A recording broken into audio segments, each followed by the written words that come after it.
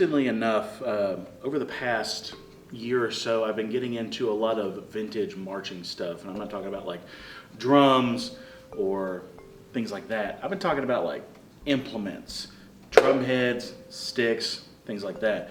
I actually have a box of like pre-2004 Vic Firth MS1s where the logo used to be printed near the butt end, as opposed to today where Vic Firth, puts their logo right here in the middle. I have a box of old MS1s where the logo is shifted towards the back. And actually, those sticks feel a lot different than modern MS1. So on this drum right here, I have a 13-inch Evans MX Gold Standard head. Now, when I first heard about this head, I was really confused about what it was. I did some research on it, and I'm not going to quote any of that research because I'll probably get it wrong, and everyone in the comments is just going to absolutely roast me. When I did my research, to me, from what I heard, it's very similar to the MX5 bottom heads, just like this one.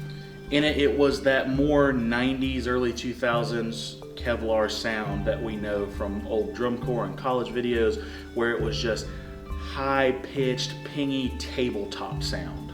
I can feel how this is, it's a lot harder, but at the same time, I think because of the material they use and how it's similar to the bottom heads we use today, it has a softness to it, but nothing like we have today. So in my search for old drum heads, one of the groups I work with here in West Virginia, when I started working there, they have these drum heads on their snares, and I asked the director, I said, what are these? He goes, oh, they don't make those anymore. When I first got here, he ordered like a last batch that some music store locally had, and he was like, I remember playing with them when we were in college, so he had to have them. Well, he kept them on those drums for years because they were just not indestructible, but just so tough, like they lasted a long time. And he was always bummed out that he was never going to be able to find them again, so he just used them until they fell apart. Well, when I first showed up, that first season was when we stopped using them. Like, we used them that first season I was there, and the next season we had to change them out because they were just destroyed.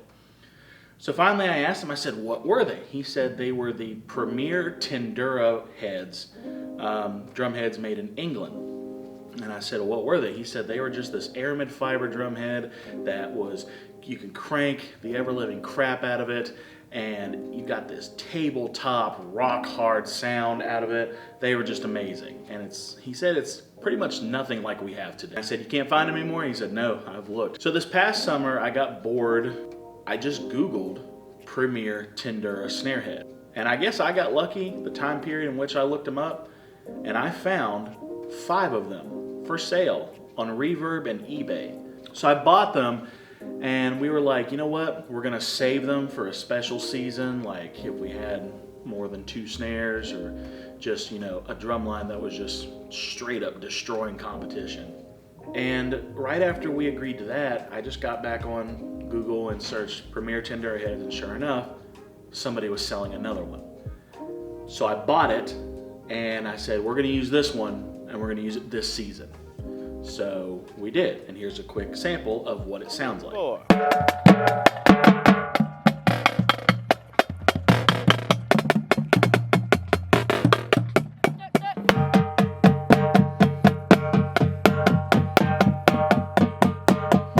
So right now, as it stands, this drum is not cranked to its full potential, mainly because we don't want that, but still, it doesn't sound too similar to the drum heads we use today. Well, just the other day I was scrolling through Facebook Marketplace, and sure enough, somebody was selling 2 more of them. And I got them. So, here it is, and this is the one we're going to be putting on this drum because this is a 13-inch Tendura black marching snare head from Premier. Now, yes, a lot of people will say this looks a lot like the Black Max from Remo or the Hybrid S from Evans. But I've played on both of those heads, and this just feels different. I mean, just listen to this thing. I swear it feels and sounds like no other marching snare head that I've used today. Here's the bottom side of it. It resembles what I feel like is the bottom Phalams 2 heads from Remo, but not the top. The top's just got this, it's a weird laminate. I'm pretty sure it's Mylar. Again, all the older folks watching, please don't roast me because I'm younger and just not have too much familiarity with these drum heads. I also have this 14-inch head that we're going to put in our collection of other Premier Tendura heads for when we ever want to use them down the road. All right, so the goal for today is we are going to take this drum head off. Now, I've already started detuning it, mainly because I forgot my microphone was turned off, and I had already recorded this session already. So the goal today is we're going to take this MX Gold Standard head off, and we're going to go ahead and save this one because it hasn't been on there that long, and it's still got some life left in it. So for whenever this Tendura head possibly gives out, we have a replacement to put on this 13-inch drum. So we're currently in one of my classrooms that I teach. We are going to put the new Tendura head on this drum, and then we are going to let it sit throughout my classes. Next time I'm on break, going to come back, tune it up just a little bit more, see how it sounds, go through my other classes, tune it up one last time, and then we're going to take this drum and compare it to the school I currently work with, where we have a 14-inch version on that drum, see the sound that we're going for, and then after a day or so, we'll come back and test to see where this drum is at.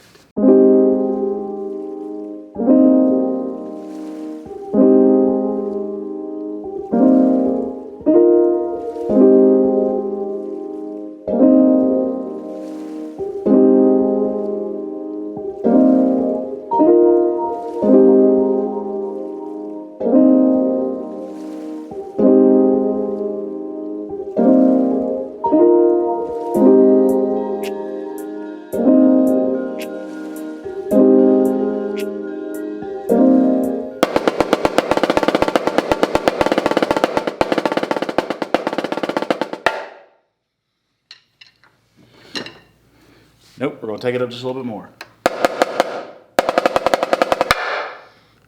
That actually doesn't sound bad.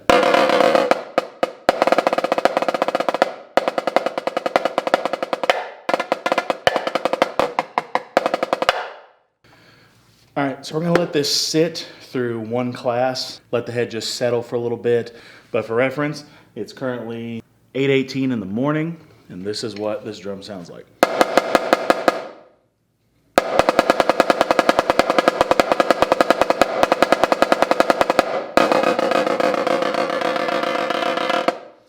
All right, here we are an hour and a half later. I just gave it another, about a crank and a half on each lug. We'll see where we sit now.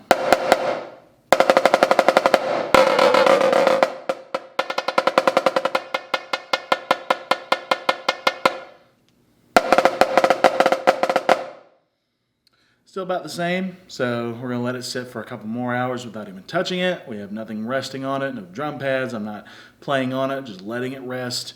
And we'll see where it stands later this afternoon when we take it to the other school where I have rehearsal and see how this thing sounds.